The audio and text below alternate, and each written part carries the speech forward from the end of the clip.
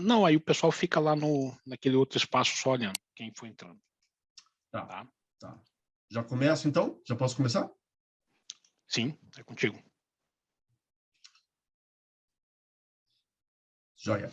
Boa tarde a todos. Estamos aqui para a banca final do mestrando Silmar Luiz Scarelli Zacura. O tema da dissertação dele é a teoria do desvio produtivo, possível ampliação pela jurisprudência pátria dos tribunais superiores para fins de proteção do cidadão frente ao poder público. Para avaliação, para esse mestrado da Ambra, eu conto aqui com as honrosas presenças da professora Amanda Flávio de Oliveira, professor Tiago Odon e professor Dalton Cuciano, que gentilmente aceitaram estar aqui conosco. Já agradeço de antemão aos 3 membros da banca. Eu tive o prazer de orientar o Silmar durante esse processo. Silmar, agora, seguindo o nosso roteiro aqui, você apresenta seu trabalho durante 15, 20 minutos, tá? E aí eu passo para os membros da banca para fazerem seus comentários, seus questionamentos. Tudo bem? Seu microfone está desligado, Silmar. Perdão, professor. Muito obrigado. Pronto. Posso compartilhar a tela, então? Pode, por favor, a palavra é sua.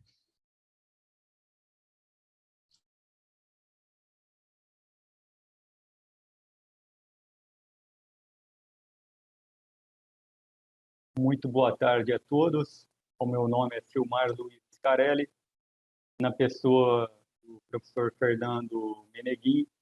Agradeço a presença de todos os professores da banca. O título da minha monografia é a teoria do desvio produtivo, uma possível ampliação pela jurisprudência dos tribunais pátrios superiores para fins de proteção do cidadão frente ao poder público. O título já foi fruto de uma adequação proveniente da banca de qualificação, tendo em vista uma melhor adequação da pesquisa para aquilo que se propôs a dissertação. Como justificativa para a nossa pesquisa, para a minha pesquisa, nós tivemos como fonte propulsora, vou ligar meu cronômetro aqui, como fonte propulsora a envergadura temática que está inserida, imbuída na temática das políticas públicas, envolvendo uma possível condenação do poder público, fruto da jurisprudência dos tribunais superiores, o que levaria, então, a um depauperamento do erário, já que o Estado teria que desembolsar determinado numerário para arcar com esse ônus de indenização, e também permitir uma atuação, apontar uma possibilidade de atuação corretiva do Estado enquanto fornecedor de serviços para o cidadão. O tema é, portanto, verificar se há uma possibilidade de ampliação da utilização da teoria do desvio produtivo para além do campo consumerista, envolvendo essa dinâmica de atuação entre cidadão de um lado e Estado do outro. Isso porque a teoria do desvio produtivo ela nasceu inserida no âmbito consumerista, né, para a proteção do consumidor. E essa possibilidade, eventual possibilidade de condenação do poder público, traria também a necessidade de uma ação corretiva de atuação do Estado. Os 2 problemas principais que a dissertação levantou com a pesquisa foi se, olhando o desenvolver da temática do desvio produtivo na seara, né, sobre a ótica dos tribunais superiores do Brasil, se era possível, numa versão prospectiva, prever a ampliação da utilização da teoria do desvio produtivo para proteção do cidadão, né, para além do campo consumerista. E se, portanto, então, haveria uma tendência de ampliação da utilização da teoria do desvio produtivo pelos tribunais para proteção do cidadão, e não mais apenas do consumidor. O objetivo geral, portanto, da pesquisa foi verificar se haveria, se é possível traçar uma linha de tendência da jurisprudência dos tribunais superiores, né, uma linha cognoscível, e também para apontar ao Estado a necessidade de uma atuação corretiva quando ele estiver atuando numa relação Estado-cidadão, tendo em vista os princípios, principalmente, né, os princípios constitucionais da eficiência, que informam o Estado, bem como a indisponibilidade do interesse público, já que eventual condenação do Estado traria, como dito, esse desembolso de valores dos cofres públicos, que, em última análise, não pertence ao Estado. O Estado não administra algo que é seu, mas o que é público e, portanto, não pode dispor, né, abrir mão desses bens. Como objetivos específicos da pesquisa, temos a demonstração de possibilidade de responsabilização do poder público pela teoria do desvio produtivo, sob a ótica da jurisprudência dos tribunais superiores nacionais, bem como demonstrar a possibilidade de ampliação da utilização da teoria em voga e também chamar a atenção do Estado numa atuação proativa acautelatória de se proteger de eventuais condenações futuras.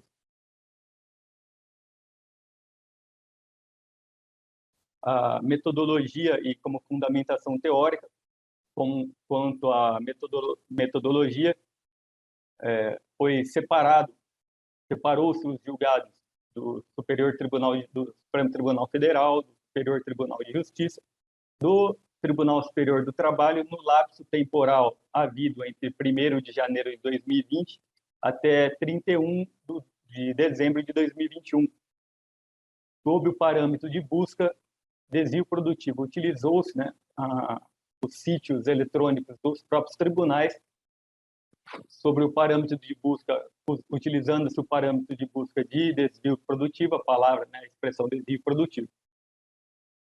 A inclusão do Tribunal Superior do Trabalho nessa pesquisa, já que, teoricamente, poderia causar alguma espécie para a inclusão do tribunal, de um tribunal trabalhista, né, de escola, na pesquisa, tendo em vista que a teoria do desvio produtivo diz respeito a direitos consumeristas, mas foi exatamente para ver se o Tribunal do Trabalho já utilizou-se da teoria para além, portanto, do campo consumerista, utilizando-se da fundamentação para o campo do trabalho e, portanto, seria possível observar uma ampliação já dessa teoria. Como de fato, no final, verificou-se a ocorrência de um julgado na área trabalhista.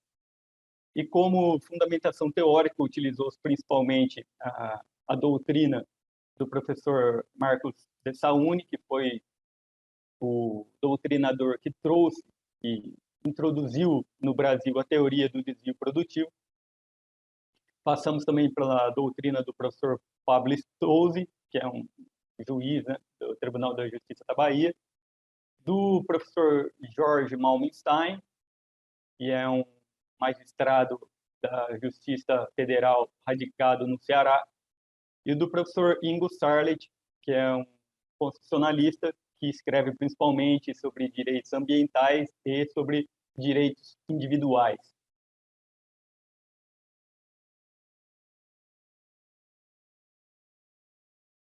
Adentrando especificamente na dissertação, o capítulo 1 ele foi dedicado à teoria do desvio produtivo propriamente dito. No capítulo 1 tivemos a oportunidade de escrever sobre o conceito de tempo, né, essa sucessão de instantes onde os eventos da vida se desenvolvem. Fizemos a diferenciação da temática de tempo e tempo útil, né, que é aquele que o ser humano dedica ao trabalho e à sua produção propriamente dita. Fez-se também a diferenciação de tempo livre, que é aquele dedicado que o ser humano dedica ao descanso e à recreação. Passou-se também a falar sobre a teoria do desvio produtivo, propriamente dita, que seria, em poucas palavras, esse desperdício injusto do tempo do consumidor para resolver causas que não foi dado causa por ele, consumidor, mas sim pelo fornecedor.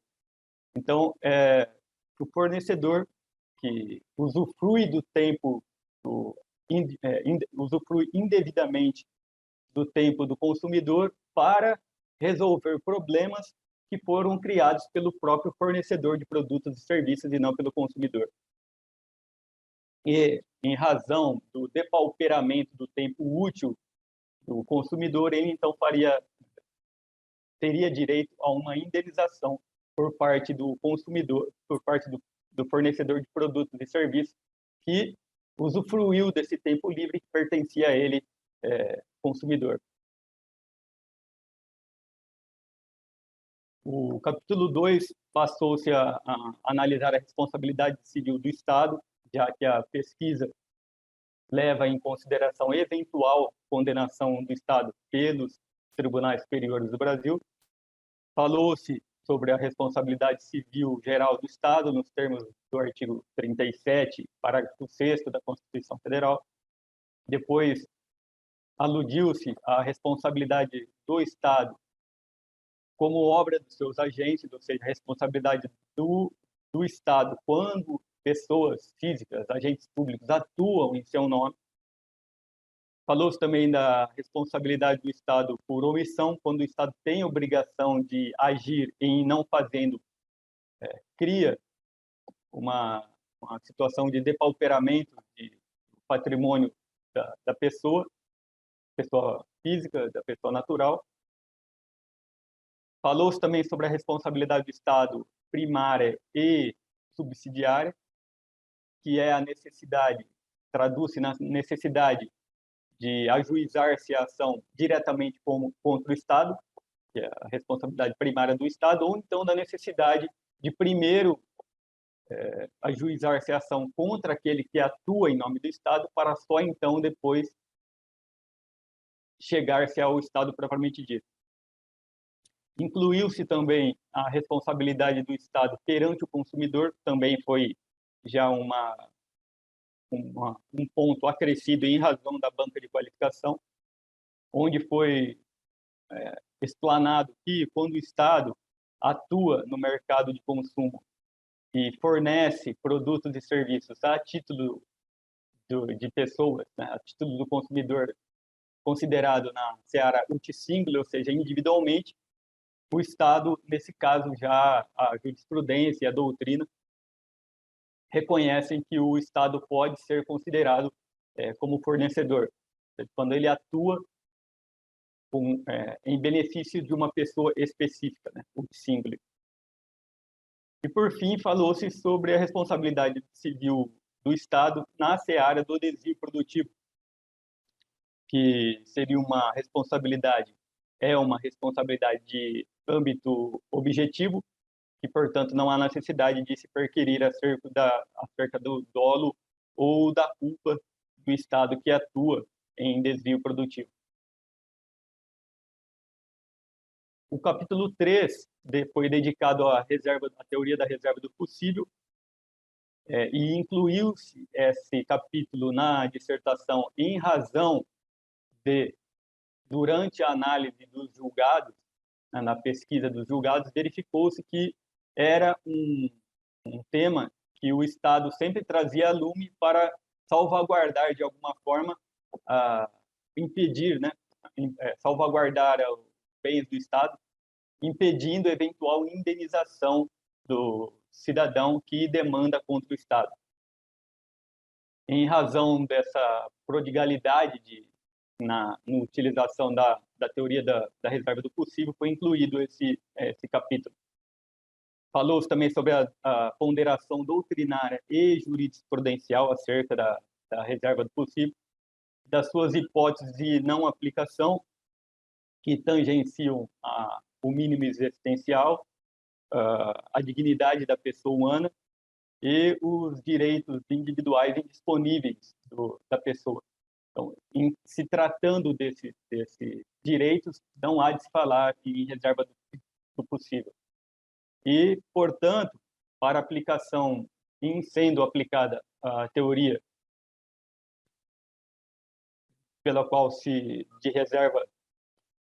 a reserva do possível, em sendo aplicada em razão do depauperamento do tempo da pessoa humana, né, do cidadão, não seria um óbice a eventual indenização, uma vez que estar-se-ia falando de direito individual de usufruição de um tempo disponível.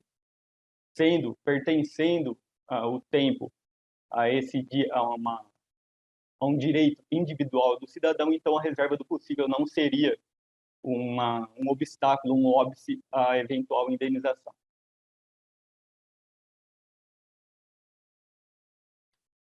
Sobre a pesquisa propriamente dito, foram levantadas um universo de 102 julgados, onde a maioria absoluta pertenceu ao Superior Tribunal de Justiça.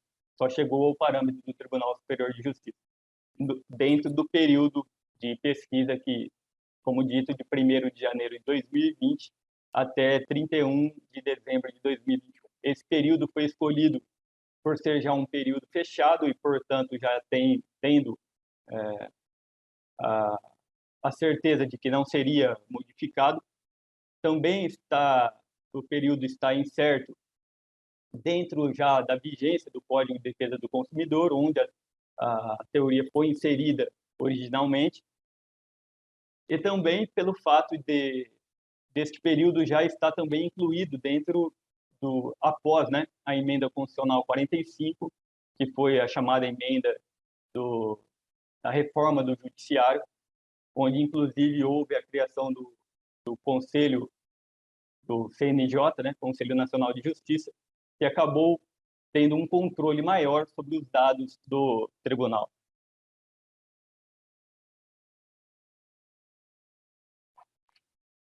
O primeiro gráfico da nossa pesquisa demonstra a maioria dos julgados analisados proveio do Superior Tribunal de Justiça, apenas um julgado do Supremo Tribunal Federal e um julgado do Tribunal Superior do Trabalho, demonstrando que já na área trabalhista, pelo menos um julgado perpassou pela análise da temática para além do campo consumerista. Portanto, mais de 98% dos julgados pertenceram à análise, né? Pertenceram ao STJ.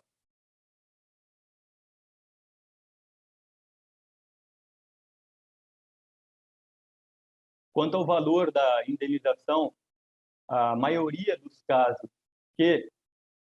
na qual se revelou haver um desvio produtivo, a maioria deles, os valores foram fixados em valores iguais ou superior a R$10.000 como indenização ao cidadão, ao consumidor.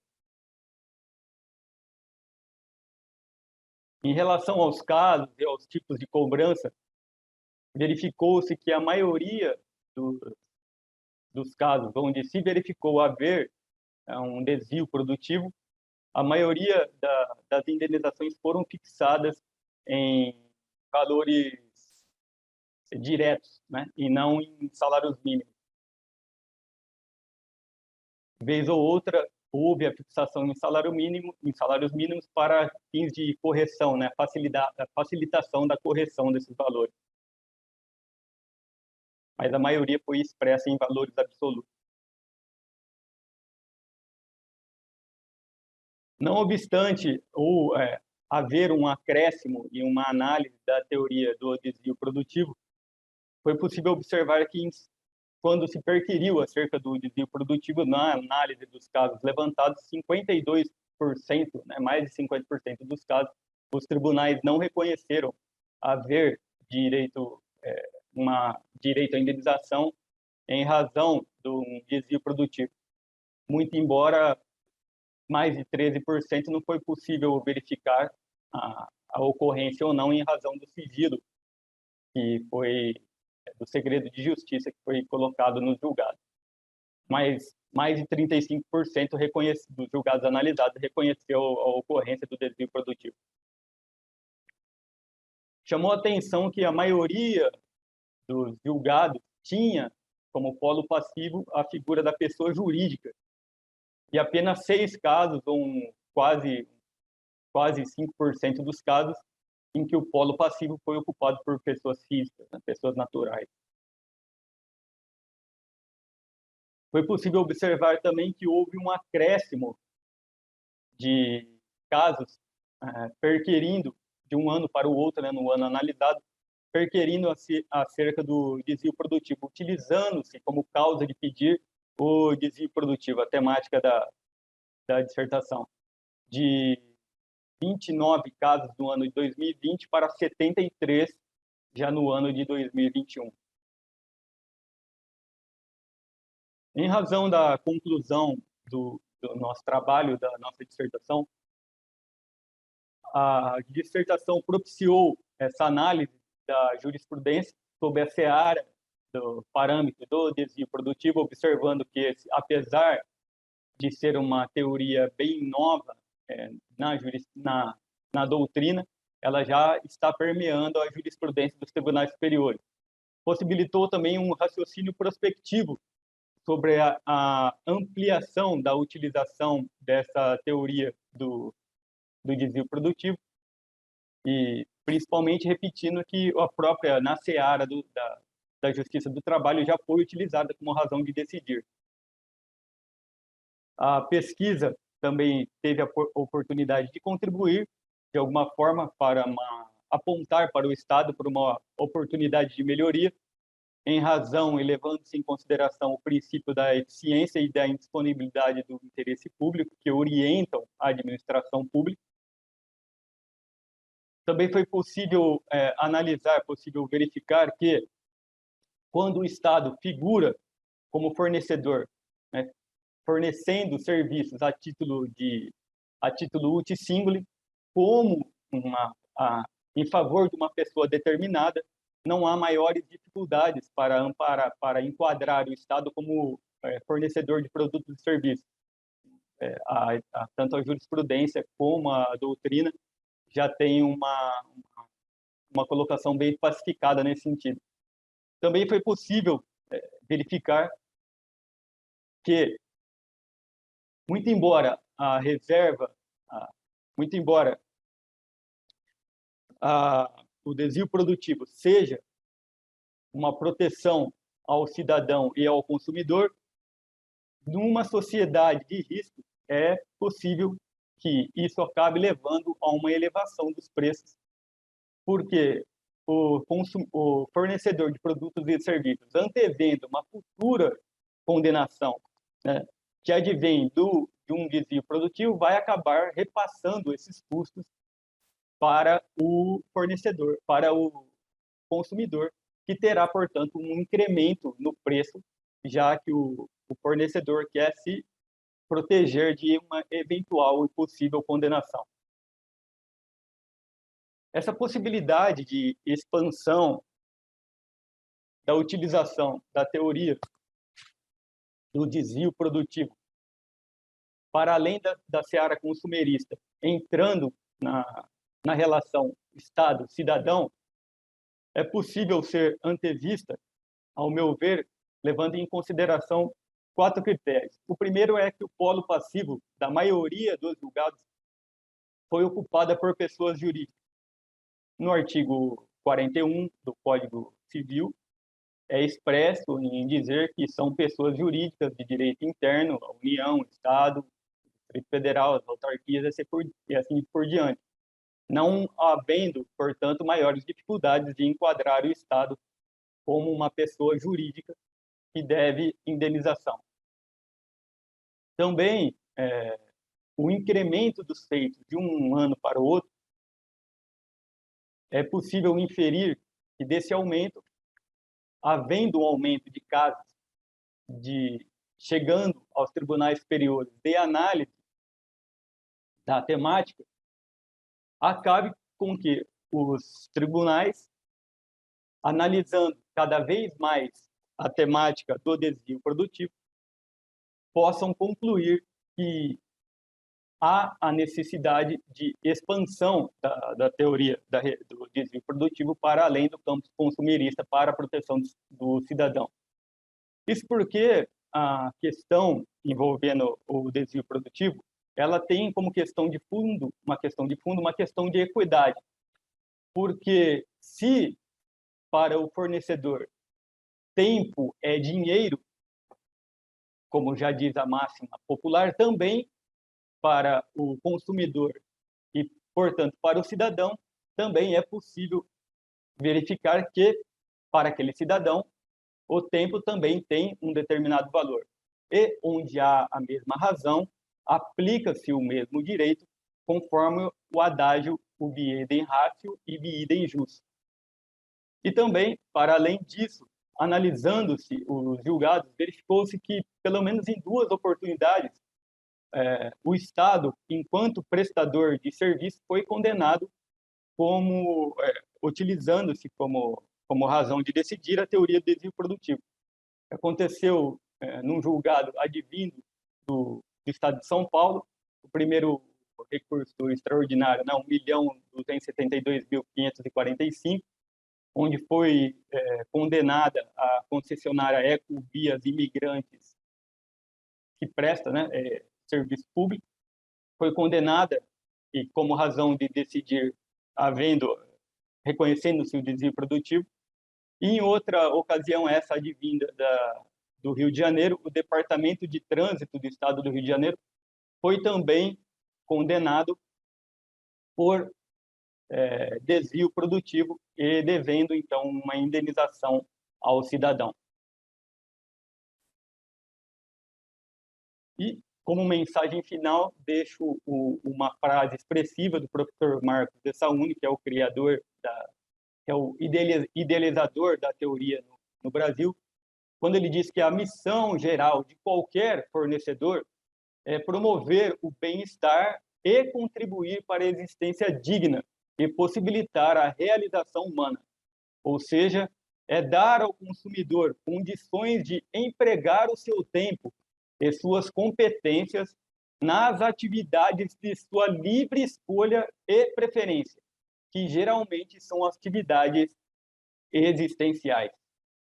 Muito obrigado pela atenção dos senhores, da senhora, dos professores, e fico à disposição da banca. Obrigado, Silmar. Você pode parar o compartilhamento, Silmar, por favor? Posso sim, professor. Pronto. Joia, perfeito. Bom, vou começar, como fazemos tradicionalmente, com o nosso convidado externo, a Ambra. Professora Amanda, por favor, primeiro, muito obrigado por estar aqui conosco. A palavra é sua, o púlpito é seu. Obrigada, professor Fernando, que é meu irmão, né, de tantas parcerias, então tudo que vem de você é bom. Parabéns, Silmar, obrigada pela oportunidade de estar aqui também com os professores Thiago e Dalton na Ambra. Então, Silmar, assim, eu estava fazendo uma análise comparativa entre aquela que nós avaliamos, aquela versão que nós avaliamos e essa, e eu vou começar dizendo que você amadureceu de uma para outra. Isso é legal. Eu vi que você agregou coisas ali que não estavam originalmente, fruto de uma compreensão de um debate que surgiu.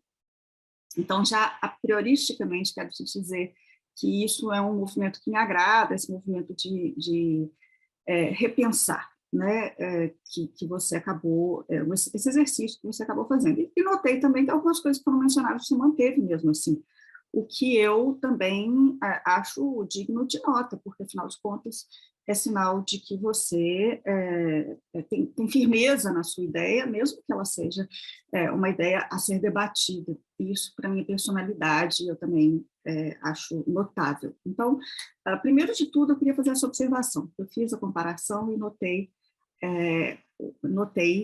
o movimento realizado. Então, já por isso, te parabenizo. Do ponto de vista global, vou te dar minhas impressões gerais. Você tem uma redação muito fluida, seu texto é leve, você usa muito pouco citações, transcrições literais, que eu acho que fragiliza muito o trabalho, além de ficar truncado. Eu tenho preguiça, eu vou lendo, pulando essas partes, assim, porque eu estou a fim de ver aquilo que você mesmo produziu, né? E não estou querendo ficar lendo recortes de outros, né? E você faz muito pouco uso desses recursos, o que eu acho muito bom. Tem ainda, mas para uma dissertação de mestrado, absolutamente dentro do esperado. Você tem uma bibliografia pertinente. Eu notei que, especificamente no tema dos serviços públicos e CDC, você incorporou, você ainda não tinha incorporado. E, enfim, nesse sentido, a minha visão geral do trabalho nesses aspectos é toda muito positiva. Então, te parabenizo por isso, né? Nosso papel na banca é sempre antipática, né? Eu tinha um amigo que chegou num ponto lá na UFMG que falou que não ia participar de banca nenhuma mais, porque ele achava que era assim. Quando a pessoa ia super bem na banca, ela achava que era por causa dela. E quando a pessoa recebia críticas, ela achava que o chato era o examinador, ou seja, ele sempre estava em desvantagem. Mas só faz parte, Silmara. Então, e até também, porque eu já fico pensando, ainda mais quando eu estou em banca de mestrado, eu fico pensando que eu quero ver essas pessoas continuarem, né? E quem sabe nesses debates eu não te coloco alguma ideia que você vai levar para o seu doutorado, né? Então, agora vai, assim, é a parte antipática, mas sempre nesse sentido de querer contribuir. Sobre o seu recorte ainda é o problema que me pega no seu trabalho, sabe? Eu ainda fico incomodada, eu já tinha te falado isso lá atrás, e acho que você avançou quando você incluiu a questão do serviço público, mas do serviço público submetido ao Código de Defesa do Consumidor. Mas eu ainda não entendi. Afinal de contas, você está querendo considerar a hipótese de ressarcimento pelo desvio produtivo em face do Estado, sempre irrestritamente, ou quando ele for prestador de serviço público. Até agora eu não entendi isso, embora você tenha incluído lá a categoria que está admitida pelo Código de Defesa do Consumidor, né, do Estado prestador de serviço público. Até agora eu não entendi, porque assim, eu até printei aqui uns slides que você usou na sua apresentação. Tem hora que você caminha no sentido de me fazer crer. Inclusive, olha o seu último slide, que você cita o Dessaulni, mas você cita o Dessaulni fazendo menção ao fornecedor. Então, aí você, mais uma vez, me faz crer que você está tratando do Estado como fornecedor de serviço público, né? Mas tem hora que você me deixa na dúvida, eu não sei se você próprio está seguro do que você exatamente quer, né? E isso é fulcral, né? Fulcral para tudo, inclusive para a pesquisa empírica que você fez, porque, afinal de contas, se você quiser considerar o Estado como apenas na condição de fornecedor de serviço público, fornecedor de serviço no sentido estrito, né, daquilo que o ordenamento jurídico considera fornecedor e serviço, né, não faz realmente sentido você tentar buscar no TST e no STF, não nenhum sentido, porque o STJ é a última instância para esse fim, de aplicação do Código de Defesa do Consumidor. Agora, se você está ampliando, você está levando para o nível constitucional, ampliando para tudo, que não me parece caber, aí faz sentido, aí você tem que ver o que a Constituição tem a dizer a respeito, e aí faria sentido estender para TST e STF. Mas isso me denota que você está ainda amadurecendo. Não tem problema, de repente vai ser essa maturidade que você vai conquistar na sua reflexão, é que você vai poder desenvolver adiante do doutorado. Mas eu ainda queria te chamar a atenção para isso. Será que você está realmente entendendo o seu objeto? Eu fico na dúvida. Também fico confusa sobre a justificativa que você deu. Deixa eu ver aqui, eu até marquei a página 14 do arquivo, tá? Porque eu sempre uso... deixa eu só achar seu trabalho aqui. Eu tinha anotado minhas coisas aqui, que está na página 14 do arquivo, só que agora eu tenho que achar, peraí. Veja, olha só, voltando ao seu arquivo aqui.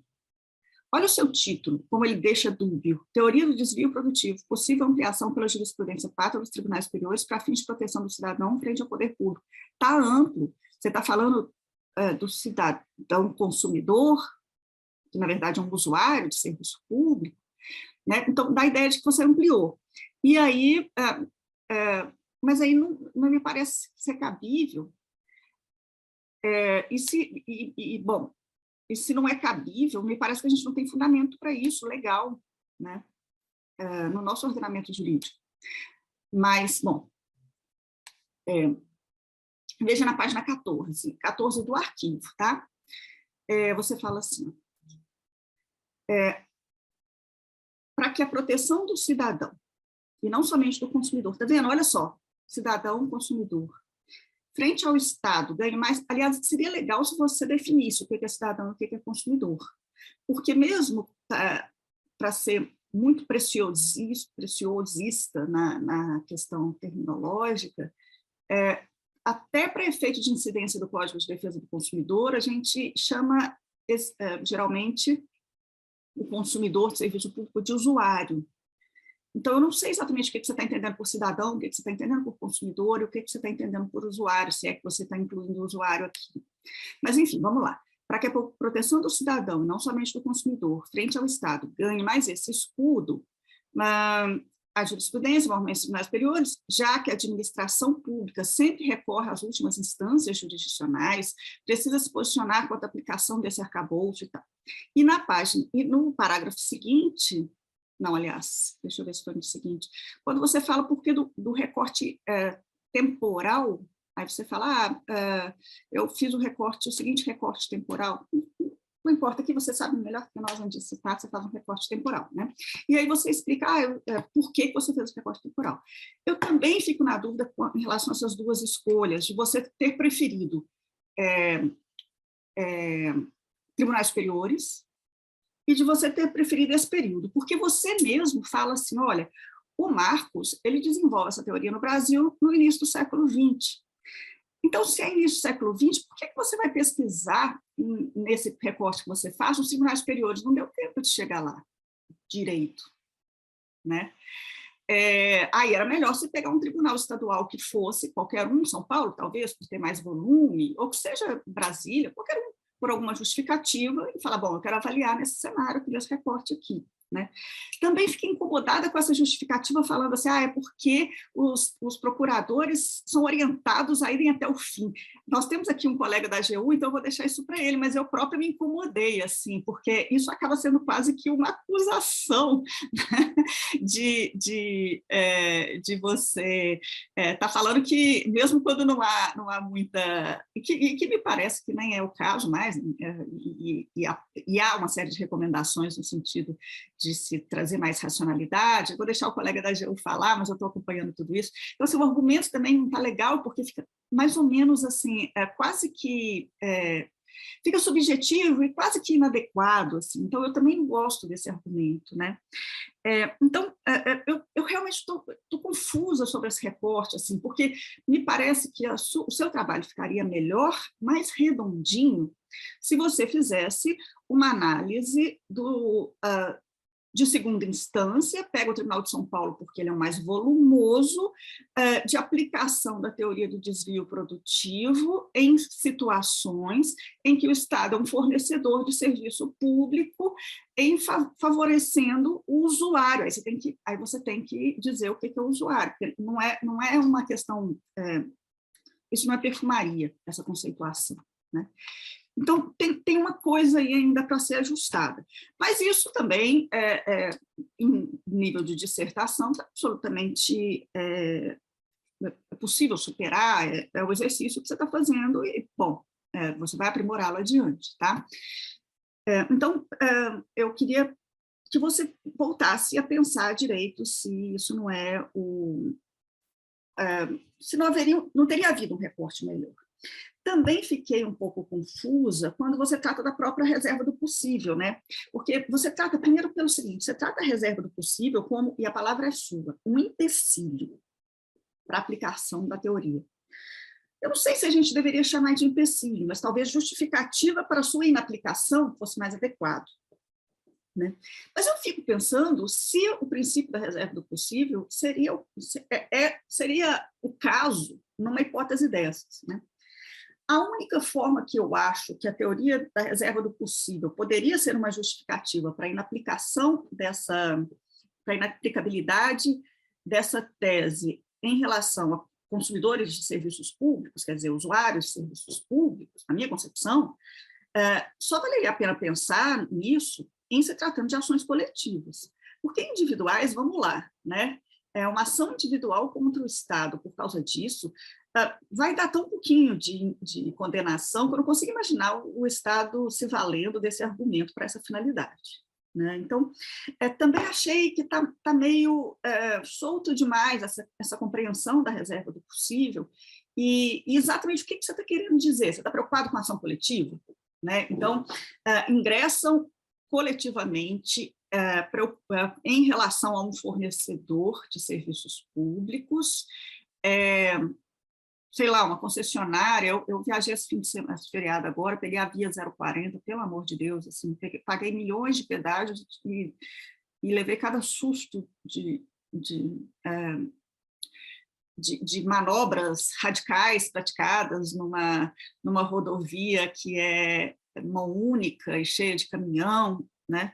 Então, suponhamos que alguém, talvez o Ministério Público, não sei, eu estou tentando entender aqui como é que você coloca a ideia de reserva do possível no meio da história aí. Só é possível se nós pensarmos assim, o Ministério Público das cidades que estão abrangidas no entorno da 040, de alguma maneira acionando, mas aí acionando por desvio. Realmente, assim, eu levei 12 horas numa viagem que era para ter levado 9, então exigiu. Sabe assim, eu acho isso tudo tão. Eu não sei se realmente você não está trazendo para.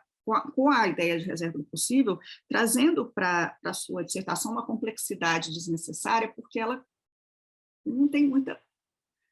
Não é exatamente um ponto, não me parece ser. Né? Bom, eu vou ficar por aqui. Só mais uma outra coisa, assim, que também me falta, porque eu vi também, eu até conferi também, para ver se você está fazendo, se o seu mestrado é em Direito ou em Economia, porque o Fernando tem todas as formações, né? Então, vem dele, a gente não sabe o que está vindo, né? Se é direito, se é economia, né?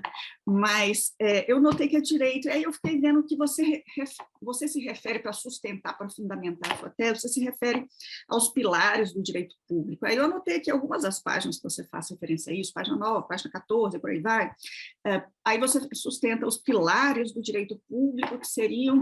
Mas aí, ao mesmo tempo, esses pilares que você menciona, os tradicionais que você menciona, são mais ou menos pilares que afastariam a sua tese, sabe? Porque você está falando de supremacia, por exemplo, do interesse público, né? São pilares que são ruins para você e são mais ou menos ultrapassados. E aí eu te pergunto assim, mas por que você, em seu proveito, não citou a Lei de Liberdade Econômica, por exemplo, e o fato de que ela traz ali como um princípio informador a vulnerabilidade do particular em relação ao Estado. Esse pilar, né, é muito mais útil para você, e você for usar os tradicionais, né, e os tradicionais que te prejudicam na tese, assim, né? Por que você não foi lá buscar na Lei de Liberdade Econômica alguma coisa por aí para tratar da vulnerabilidade do cidadão, né? Já que você está querendo fazer um paralelo com o Código de Defesa do Consumidor. Então, e aí, bom, você tem o usuário do serviço público, que não necessariamente é uma pessoa física, pode também ser pessoa jurídica, né?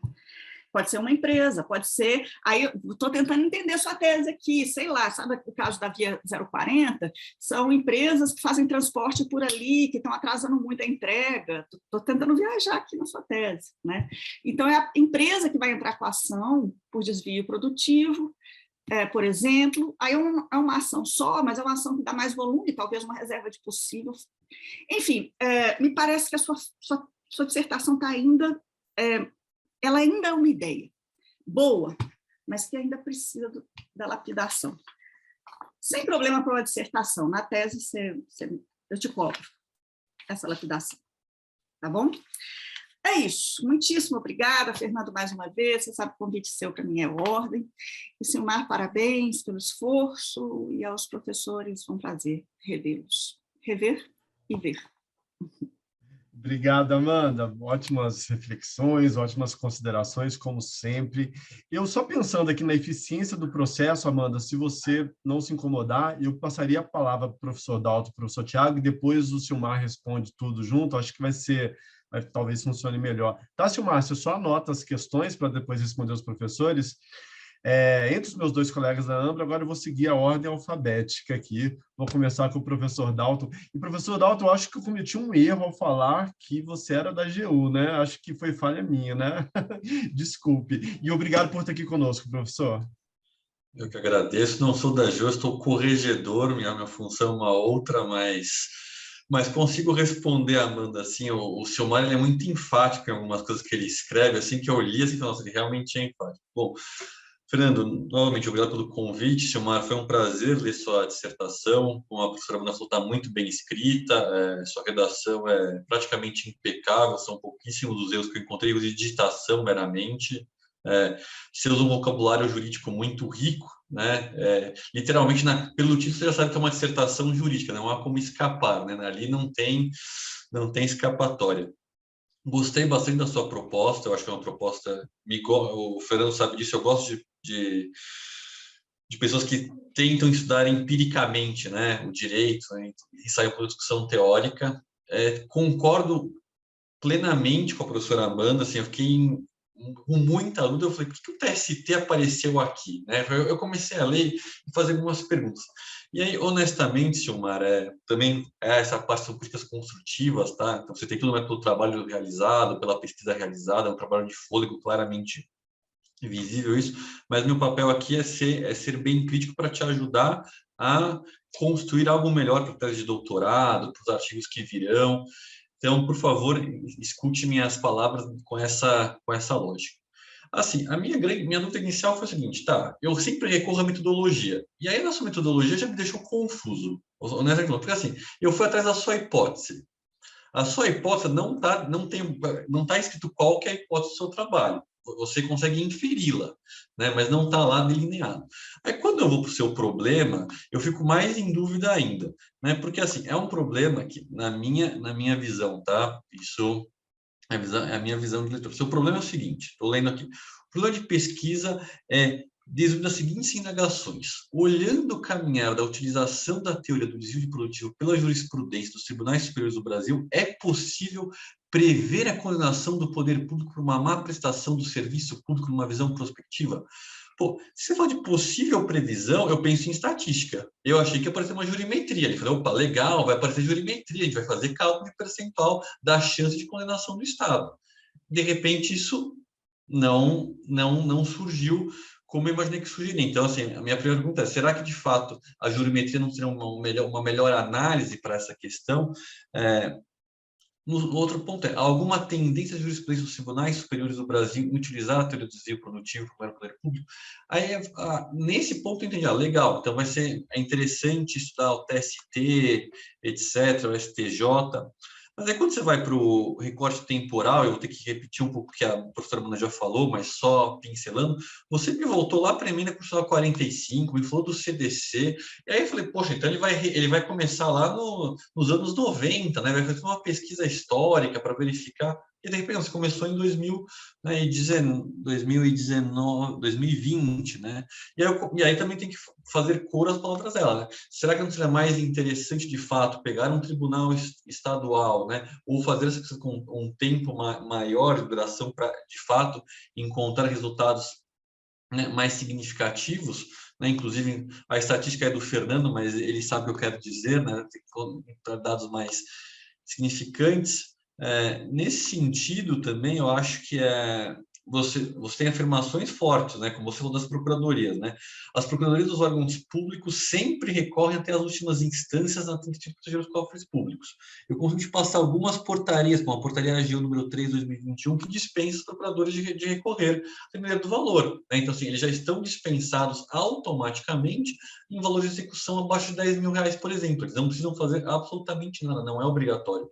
Isso em nível federal. Em nível estadual, nós também temos portarias aqui em São Paulo que isentam os procuradores estaduais de recorrerem. Então, essa é uma afirmação que não guarda correlação com esse sempre recorrem nas hipóteses, né? Geralmente recorrem, eu mudaria essa escrita, né? Ou tem autorização de recorrer, tal, alguma coisa mudaria, mas esse sempre recorre me incomodou, porque assim, é uma afirmação que não guarda, né, correlação com as portarias que existem em nível federal e em nível estadual. Prosseguindo, tem uma coisa também que eu achei, na parte que você é enfático, mesmo você falar, você tem um acórdão do TST, e aí tem um item que eu achei muito interessante, que você fala o seguinte, ó, lá na página 91 do seu arquivo, né? Pela análise gráfica, é possível inferir que na justiça trabalhista ainda é incipiente a utilização da teoria do desvio produtivo, né? E aí eu pergunto, poxa, será que a gente consegue concluir alguma coisa com um acórdão do TST? Né? Será que na justiça trabalhista inteira eu consigo falar? Será que você não está abrangendo demais? Né? Acho que talvez pode falar do TST, mas a justiça trabalhista inteira, um acórdão só encontrado? Não sei, acho que a gente precisaria dar uma amenizada em alguns desses critérios. Que mais? Acho que quanto à questão da reserva do possível, eu também fiquei... E aí você fala muito do valor das indenizações, né? Que o valor tem igual, superior você traz o valor igual, superior a 10 mil reais. E aí eu fiquei pensando, poxa, né? Justamente esse valor igual a 10 mil reais são, em geral, as isenções dos procuradores de recorrerem. E aí eu comecei a ficar com essa dúvida. Poxa, né? Se os procuradores, né, não precisam recorrer de valores até 10 mil reais em geral, né? Será que, de fato, isso está sendo judicializado, né? E até em que grau? Isso eu acho que é uma coisa importante que você deveria falar. Poxa, até que ponto, de fato, isso realmente chega em outras instâncias, né? Será que a gente vai ter que pensar pelo reexame necessário, que está sendo dispensado em diversos casos? Não sei. Eu tenho dúvidas, honestamente falando, se a metodologia que você empregou, e aí você também trouxe uma coisa importante, você falou que ia fazer revisão bibliográfica. E aí você me trouxe os autores. Quando a gente fala que vai fazer revisão bibliográfica, a gente tem que botar alguns critérios de escolha desses autores, né? Esses critérios vão aparecer. Você indicou alguns nomes, obviamente que são referências na área, não tenho o que falar do principal autor, mas e a discussão teórica embasada nessa revisão bibliográfica que você disse que faria? Você trouxe autores que são realmente importantes, mas se uma outra pessoa quiser repetir o seu trabalho fazendo uma revisão bibliográfica, não vai chegar ao mesmo resultado. Por quê? Porque eu não tenho os critérios de escolha desses autores. Então, eu acho que também seria importante, e aí uma visão mais metodológica, né? Trazer os critérios para que a sua pesquisa possa ser repetível no momento futuro. Então, eu quero comparar o trabalho do Silmar com daqui a 10 anos. Então, eu vou pegar o trabalho do Silmar, o que se escrevia em 2022, 2021, 2020, e fazer um comparativo. A receita desse bolo para revisão bibliográfica não está presente. Eu trouxe alguns autores, explorou eles muito bem, fez discussões importantes, mas acho que aí faltou um gancho da revisão bibliográfica. Então, o que eu queria ouvir de você mais claramente é se você considera que, de fato, você conseguiu responder a sua pergunta de pesquisa, né? Porque você falou da condenação, então, é condenável? É possível prever a condenação do Estado? E se é possível prever a condenação, em qual grau? Né? Se é binário essa condenação, se é sim ou não, ou se é um percentual. Então, eu gostaria de ouvir, de fato, a resposta da sua pergunta de pesquisa, que aí, professor Fernando, eu não consegui me convencer, tá? Por isso que eu estou perguntando diretamente ao Silmar, para ele fazer a justificativa. E segundo, eu queria te ouvir um pouco, na linha da professora Amanda, a questão da reserva do possível. Será que, de fato, mesmo a reserva do possível é esse empecilho que você coloca, ou se, né, as próprias isenções dadas, né, ou as anuências de não recorrer, de não executar do Poder Executivo, né, para as procuradorias, não está eventualmente permitindo que muitos casos não cheguem ao Poder Judiciário? Quero dizer o seguinte, poxa, se eu não vou recorrer em segunda instância, talvez esse assunto esteja ficando muito em primeira instância. Estou aqui pensando com vocês agora, tá? Talvez seja uma coisa de primeira instância, né? Talvez a se olhar, talvez não suba. E aí, acho que é uma coisa para a gente olhar com a relação das portarias, seja em nível federal ou em nível estadual.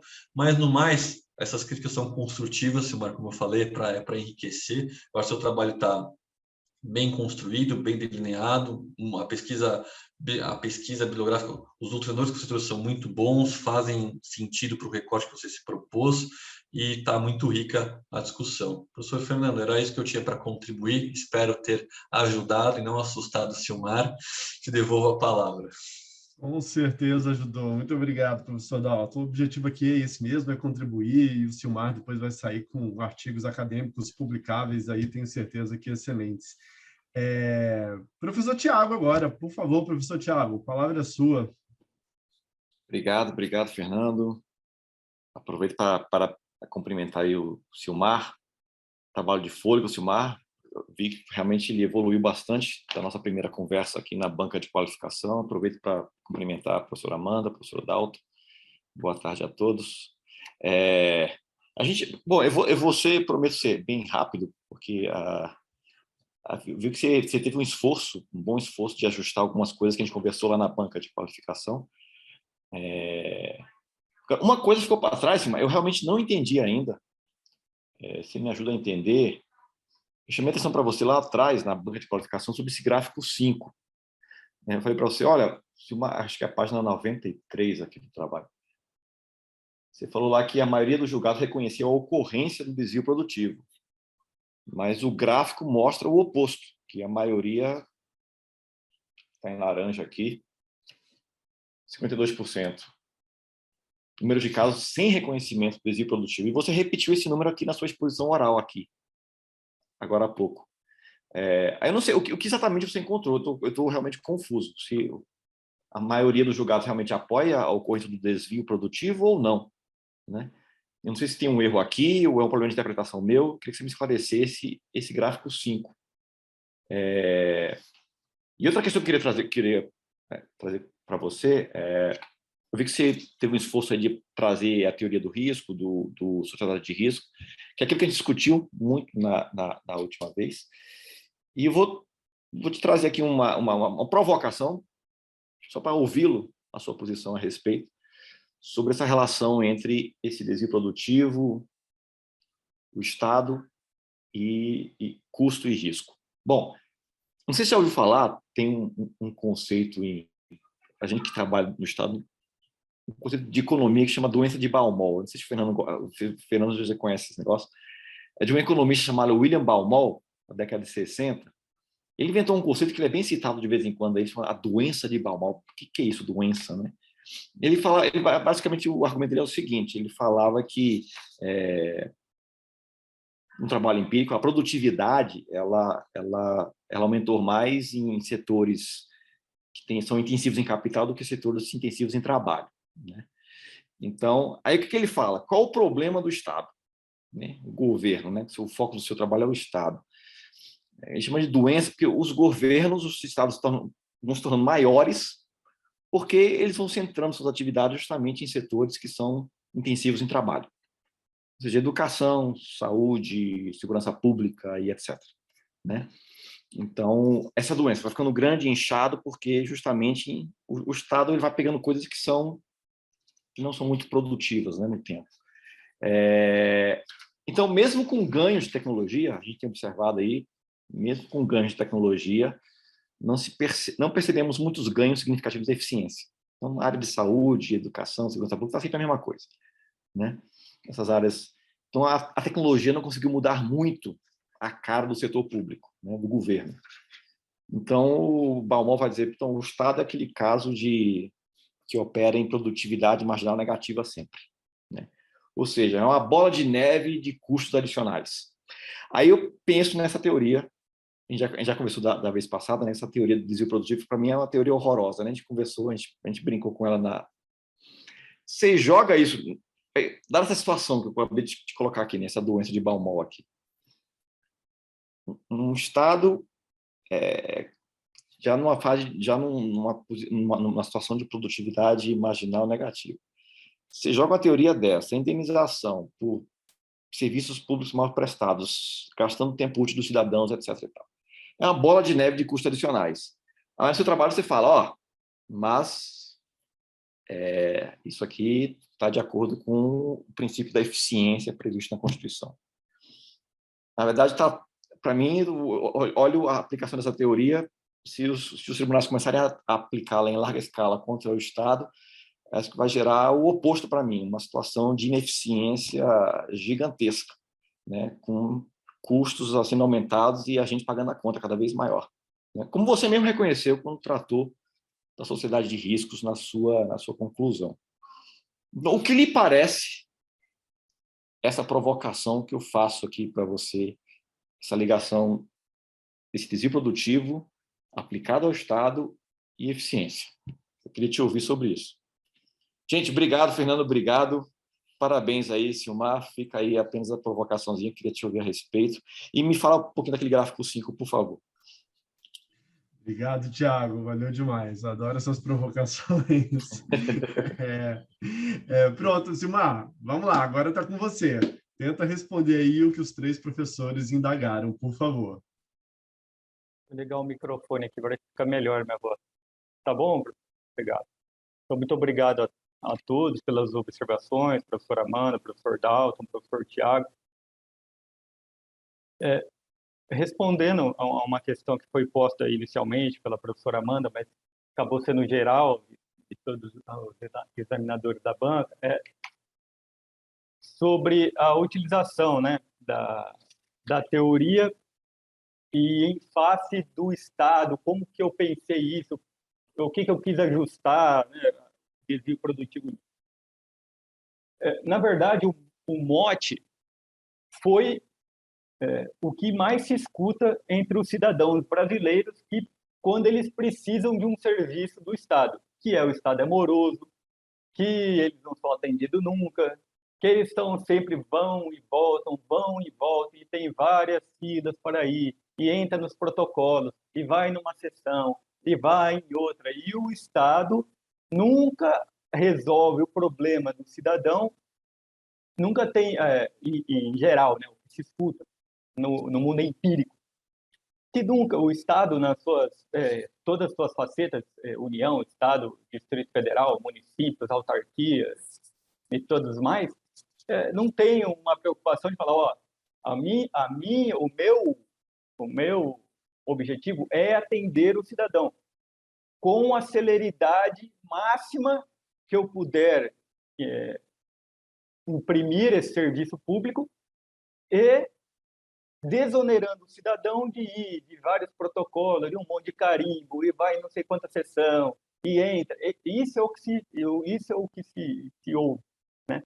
Então, por hipótese, o cidadão que precisa ir ao Detran, fazer um serviço simples, entregar um recurso de multa, ele vai, sempre dito, eu tenho que ir para protocolar a multa. Se eu quiser entregar, atualmente pode ser, até pela pandemia, o professor Thiago também disse isso, né? A pandemia implementou muita coisa, um dinamismo maior por ser serviços digitais, né? Obviamente teve esse lado, aspas, bom da pandemia. Tem um professor que fala isso, consegue ver as coisas boas da pandemia. Um desses que ele fala isso, né? Que nós evoluímos em termos de trabalho uns 20 anos, ele diz, né? Por causa dessa ascensão digital. Mas na hipótese que ele queira entregar o recurso da multa no Detran de forma física, o que se diz que ele tem que ir, entrar na fila, tem protocolo, ele pega a comprovante, depois vai ver o julgamento dos três que julgam essa multa, e é uma burocracia muito grande. Então, a hipótese é, bom, quando o Estado abre mão ou não cumpre o seu dever de eficiência, que o professor Thiago falou, e poucos ligam para a celeridade do serviço público.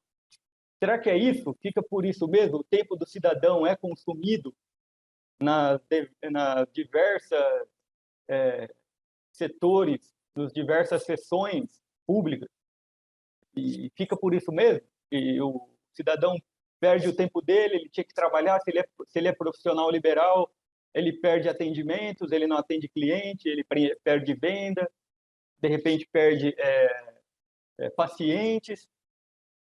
Tudo isso por causa de uma burocracia desmedida e, por várias vezes, desnecessárias do Estado. A própria pandemia nos mostrou isso, que muitas coisas davam para ser agilizadas que o serviço público poderia ficar melhor. Precisou vir uma pandemia, um vírus, para que o Estado se demovesse, né, desse sentimento, né, de letargia, digamos assim, e de tratar o tempo do cidadão como um nada, né? O cidadão vai lá, não, eu sou servidor público, eu tenho estabilidade, e o cidadão que está aqui, ele que se exploda, né? O tempo dele, não, como se ele não fosse o servidor público, né? Como se ele estivesse fazendo um favor de atender o cidadão que precisou de alguma coisa pública, de algum atendimento público. Então, o mote do trabalho é nesse sentido, né? Qual teoria que protege o tempo da pessoa? Eu me deparei com a desvio produtivo, já bem encaminhada do professor Marcos, mas para as questões consumeristas, né? Quando o consumidor ele pega esse tempo que é do consumidor, o fornecedor pega esse tempo para ele usufrui esse tempo para ele, para que o consumidor consiga resolver problemas na seara do consumo, que não foi criadas pelo consumidor, pelo fornecedor, má prestação de serviço, né? Que ele tinha que trocar uma peça com agilidade, tinha que consertar um produto com agilidade, e não o faz. E o consumidor fica sem o produto e fica tendo que ir e vir, e vai na oficina 10 vezes para conseguir consertar o carro, e etc. E manda o produto e volta com defeito de novo. Esse tipo de coisa, que é o desvio produtivo. Então, foi isso que eu pensei, bom, o que dá para salvaguardar o cidadão de uma má prestação de serviço público no sentido de atendimento e de consumo do tempo indevido do cidadão? Então, respondendo, eu procurei abarcar uma relação para além do cenário consumerista enquanto Estado fornecedor de produtos e serviços, atividade útil simples e tal. É uma relação, eu procurei traçar uma relação jurídica de cidadania. Aí, né? Quando qualquer pessoa, o cidadão, ele precisa de um serviço do Estado, quaisquer que seja ele, qualquer serviço público, como disse o professor Tiago, hoje o Estado é grandíssimo, né? Faz de tudo. Nós temos um Estado inchado, devera. Então, assim, todo o serviço público que o cidadão vai fazer, e quando ele se depara com uma má prestação de serviço público, que consome o seu tempo útil, como o cidadão pode se proteger dessa má prestação de serviço? Daí eu encontrei uma possibilidade de utilização de uma teoria que já existe, mas não para a proteção do cidadão, numa relação de cidadania, mas sim para uma relação de consumo. Será que é possível estender a utilização dessa teoria no futuro? E aí, o que eu tinha para analisar?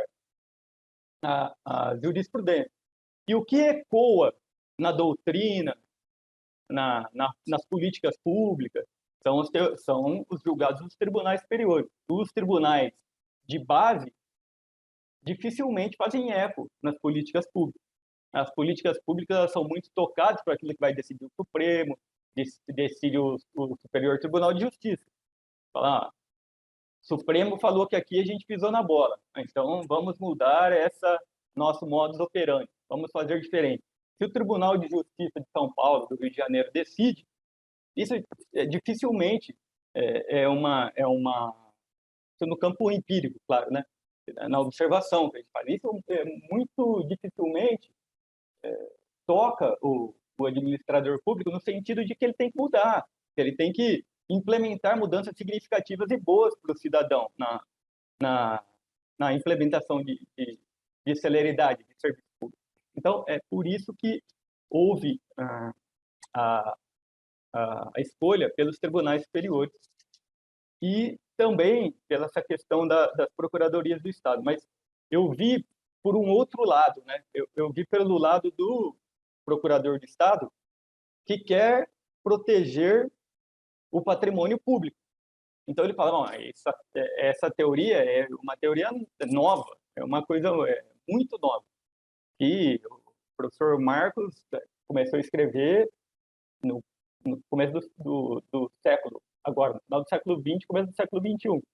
Então, está chegando agora nos tribunais superiores, então, passou pelos tribunais de base, ganhou fôlego na doutrina, né? Então, agora, assim, por ser uma coisa nova e por essa necessidade dos procuradorias do Estado defender o patrimônio que é mistério do procurador do Estado, ele vai recorrer até as últimas instâncias.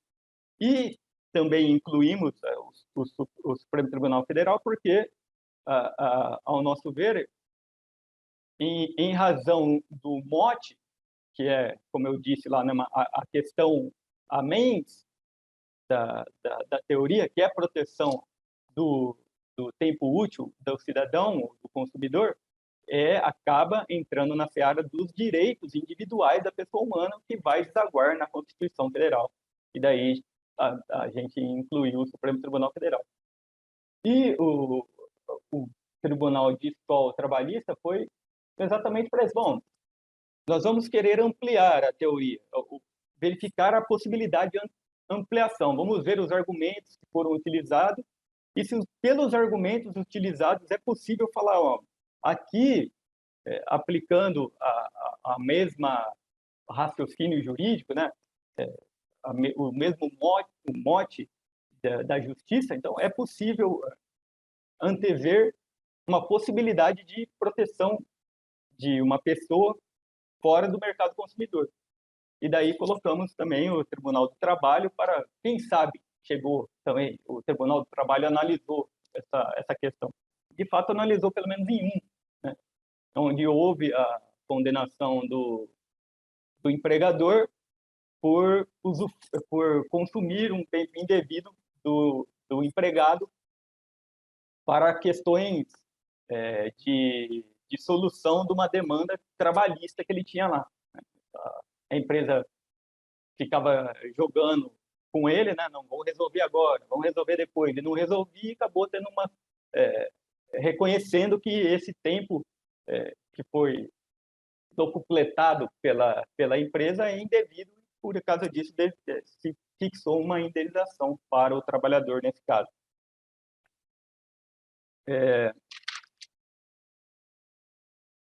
A questão que o professor Dalton colocou, né, no final, se eu conseguir responder, né, se é possível ou não, ao meu ver, professor, sim, é possível se nós nos desapegamos, quem lê, se desapegar da questão unicamente consumerista e ver, bom, essa razão de decidir aqui, mutatis mutandis, em vez de consumidor, era possível colocar outra pessoa aqui, ou cidadão, ou trabalhador, ou abarcar outras relações jurídicas, porque o cerne, né, ponto fulcral, nevrálgico, é exatamente esse, né?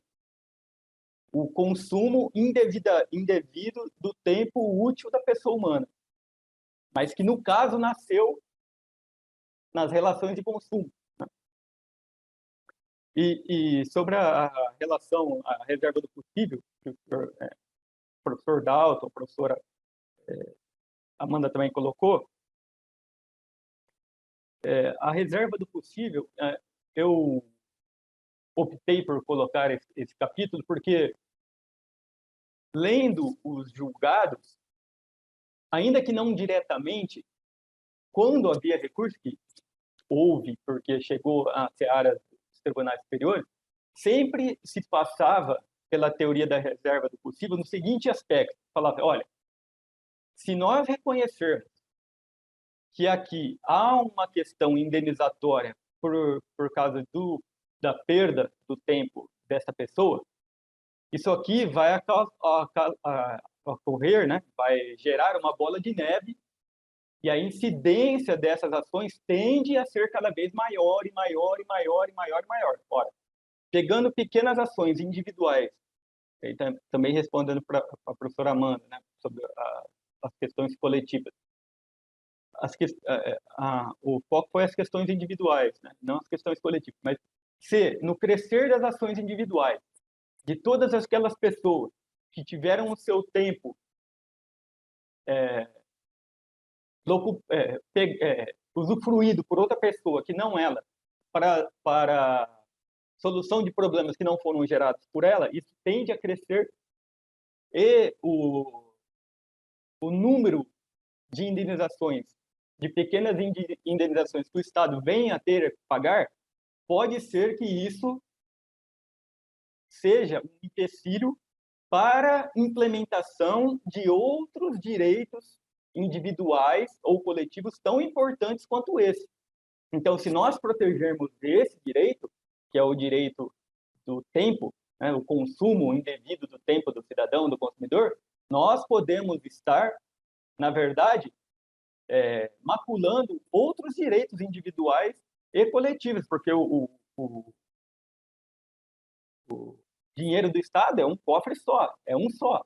Nós vamos tirar daqui e implementar aqui, salvaguardar o tempo indevidamente consumido dessa pessoa.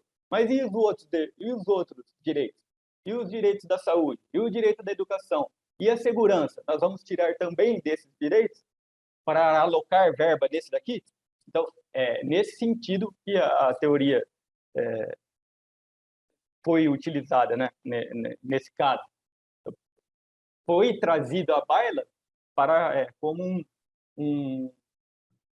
uma argumentação para que não fosse reconhecido aquele direito de tempo, né, que era algo novo, e em razão de salvaguardar um direito, aspas, novo, nós vamos tirar verba de direitos já consolidados. Foi nesse sentido. E sobre o gráfico 5, professor Tiago, caminhando para o final, na minha exposição, eu fiz a correção, o senhor está correto, houve uma troca na primeira dissertação que foi encaminhada, que era para a banca da qualificação, realmente teve uma troca das tarjas aí, dos gráficos, né? Eu consertei isso, a maioria dos julgados, 50 e tantos por cento, não reconheceu, apenas 30 e poucos por cento reconheceu os julgados, e teve mais uma percentagem, 13, salvo engano, que não foi possível verificar por causa do sigilo, né, imposto na questão. E se a versão que o senhor tem, irmãos, aí, ainda está com esse erro, foi encaminhado erroneamente por senhor, ou por mim mesmo, que encaminhei erroneamente por senhor a versão, ou então teve uma troca aí, algum lapso que foi encaminhado. Agora, na minha apresentação, professor Tiago, eu já consertei. A maioria, salvo engano, é a tarja laranja. Na minha apresentação, se o senhor quiser, eu posso voltar aqui para o senhor, eu consertei, e a maioria dos julgados, muito embora tenha sido pedido indenização por desvio produtivo, mais de 50% não reconheceu haver desvio produtivo. São essas as considerações. Muito obrigado. Obrigado, Silmar. Professores, estão satisfeitos com as considerações? Tudo bem? Joia. Então, vamos lá para a sala de deliberação. Todo mundo recebeu o link aí que a Leânia mandou para a gente no e-mail. A gente se encontra lá.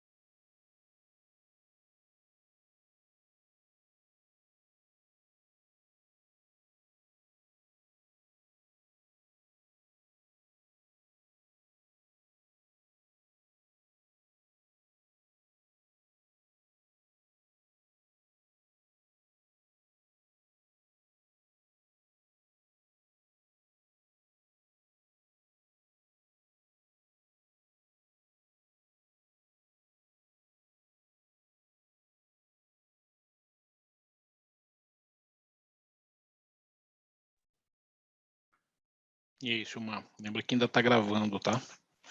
Qualquer coisa falada aqui vai ficar no YouTube eternizado para sempre também.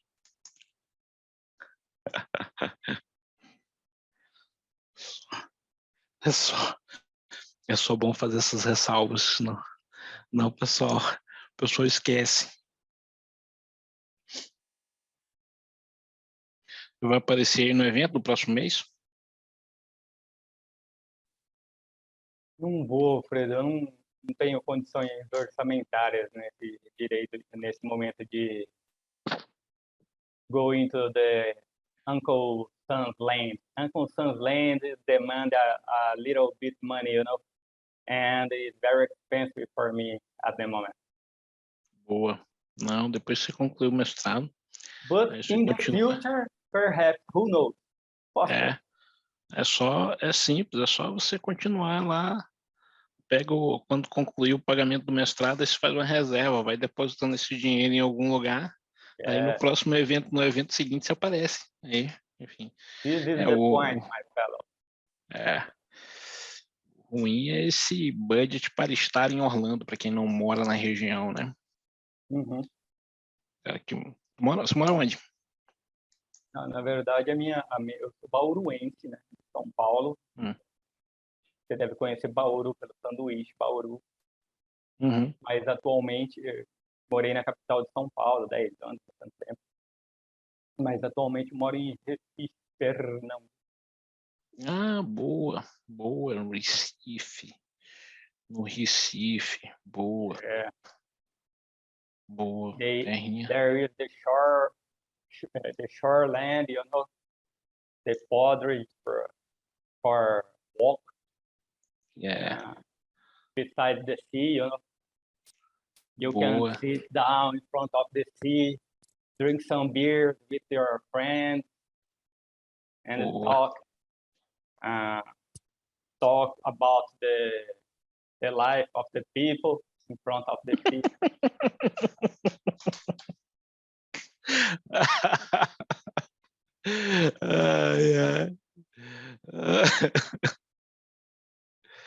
Boa, Recife. Mas aproveitando a deixa, eu não tive, também pela agenda, não consegui ver muito, né, dos professores americanos que estão dando as palestras. Aí, conseguiu o quê? Eu não consegui ver muitas palestras dos professores americanos, né, que estão sendo convidados para vir dar palestras online e tal. Eu acompanhei, acho que 2. O pessoal de alto nível, não. Sim. O SPOL, altíssimo o conhecimento do povo. Gostei demais dos americanos aí que foram convidados para falar. Não, os americanos que estão no nosso corpo docente são... Às vezes tem uma dificuldade, assim, né, com alguns termos, né, que não é muito corriqueiro, então o listening às vezes falha, né, mas deu para compreender uns 90% da que sim, falaram.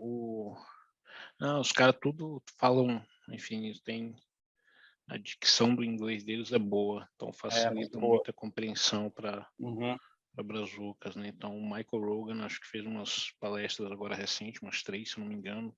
Ele deve ter feito umas 4, 5, que ele vai estar no evento também. E ele virou professor de compliance aqui na Ambra, e ele é Chief Compliance Officer da Charles Schwab. Charles Schwab é gigante financeiro, um conglomerado gigantesco. O Michael Bernardo também, só que o Michael Bernardo ele é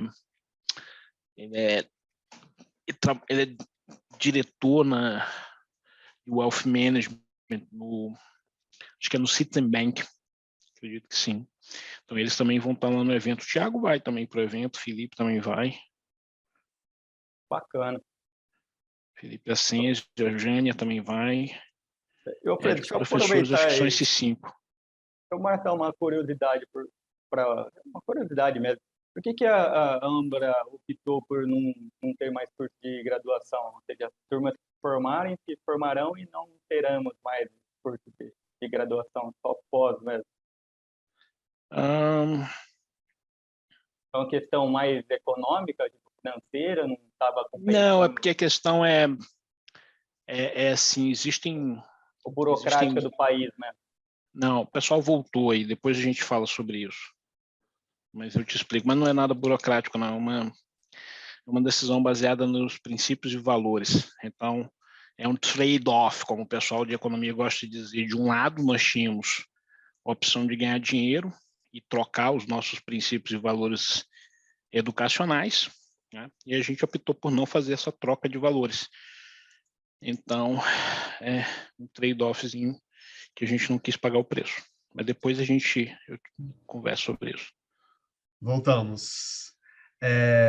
Silmar, meus parabéns. O senhor é um novo mestre pela Ambra. A banca deliberou que não há necessidade de fazer mudanças, mas de todo jeito, o que os professores falaram, né, são reflexões, considerações extremamente importantes, que eu acho que vale a pena muito considerar para pesquisas futuras e até para a transformação, né, da sua dissertação num artigo a ser publicado. Mas tá bom? Mas está aprovado. Parabéns aí por todo o esforço. Agora é só comemorar. Obrigado, Amanda, Thiago, Dalton. Obrigado a todos, muito obrigado pelo apoio, obrigado pela Ambra, pela possibilidade, obrigado. Tive aula aí com todos, professor Thiago, professor Fernando, professor Dalton, muito obrigado pelos ensinamentos e vamos em frente. Muito obrigado. Valeu, gente. Então, podemos encerrar aqui. Obrigado a todos. Até a próxima. Obrigado. Parabéns, Silmar. Parabéns, Silmar. Parabéns, pessoal. Boa noite. Obrigada tchau, pelo boa convite. noite. Obrigado pela presença, professora Amanda. Obrigado Prazer também, pra professores mim. Thiago e Dalton. E parabéns, Fernando, também. Valeu. Tchau, Tchau, Abraço, pessoal. tchau. Tchau, tchau.